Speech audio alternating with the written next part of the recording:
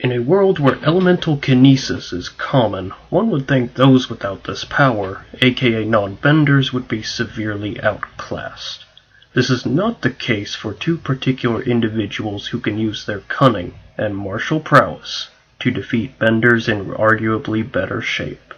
Piandao, master swordsman who trained both Zuko and Sokka, and Lieutenant, the right hand of Equalist leader Amon. As these combatants are restricted to melee combat, I will look at their physical attributes, intangible qualities, and equipment to determine who would win.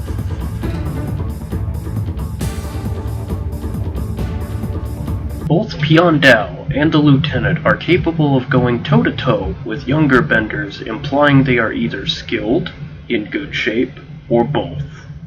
Piandao has the stamina to hold off and defeat a squad of Fire Nation soldiers. However, Sokka, who is a 14-year-old boy, was able to outmaneuver him.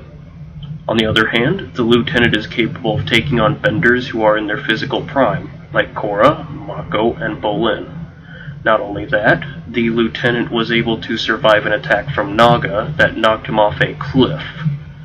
I'm giving a moderate edge in physique to the Lieutenant for his stamina and durability. Piandao has trained for many years both as a soldier for the Fire Nation and on his own in order to perfect the sword. Not to mention, he participated in the retaking of Ba Sing Se. Piandao also has an exceptional awareness of his environment, as he could catch his sword midair in his scabbard while blinded. The Lieutenant, on the other hand, is skilled in stealth and disguise, apparently to the point where we still don't even know his true name, but I digress. The Lieutenant's best feat of skill was defeating Mako and Bolin at the same time. However, this is small compared to Piandao, who defeated a squad of Fire Nation soldiers on his own, even if he was younger at the time. I have to give a solid edge in intangible factors to Piandao due to his skill and experience. This is an interesting comparison, as both fighters come from two different eras. Piandao brings a one-handed straight sword, also known as a Geon. If you have seen Deadliest Warrior, you probably know that a Geon has a destructive capacity of exactly one pig, like most swords on the show. Piandao has shown to be swift with this blade. However, he lacks armor favoring mobility in combat. On the other hand, the Lieutenant brings dual electrified collie sticks. The Lieutenant wears some protection, including goggles. In the equipment category, I have to give a major edge to the Lieutenant for bringing protection and weapons that are more versatile. First, the Lieutenant received the edge in physique for his durability. The edge in intangibles went to Piandao for his years of experience. Lastly, the Lieutenant has the edge in equipment as he brought better weapons and protection.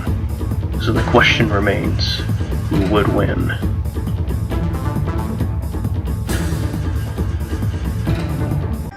The fight would start with Piandao walking through an empty, abandoned area like an alleyway, while the Lieutenant would be setting up a sneak attack. Piandao's awareness, however, would thwart this attempt at a sneak attack, forcing it into a fair one-on-one fight. The two would begin trading blows, but that's where the first problem arises. Steel conducts electricity, so every time Piandao would block, or his attacks were blocked or parried by the Lieutenant, he would receive a jolt of electricity. Piandao would have to resort to dodging each attack and hope that none of his attacks are blocked or parried. This would require him to use more stamina, which we have already established the Lieutenant has more stamina.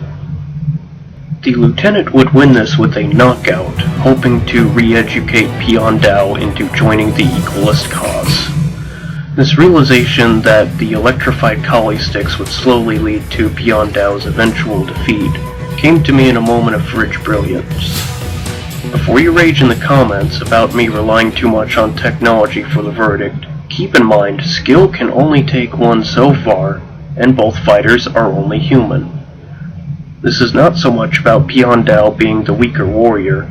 We have established that he is far more skilled than the lieutenant. More so, this is the lieutenant having tools practically designed to defeat someone like Piandao. So the winner of this match by a large margin is the lieutenant. On the next episode of Avatar Versus, we find out who is the biggest dictator, as Joseph Stalin and Adolf Hitler parallels enter the battlefield. Will it be Great Uniter Kuvira, or Firelord Ozai? Have an idea for an episode? Post it in the comments below. Your suggestion may become an episode.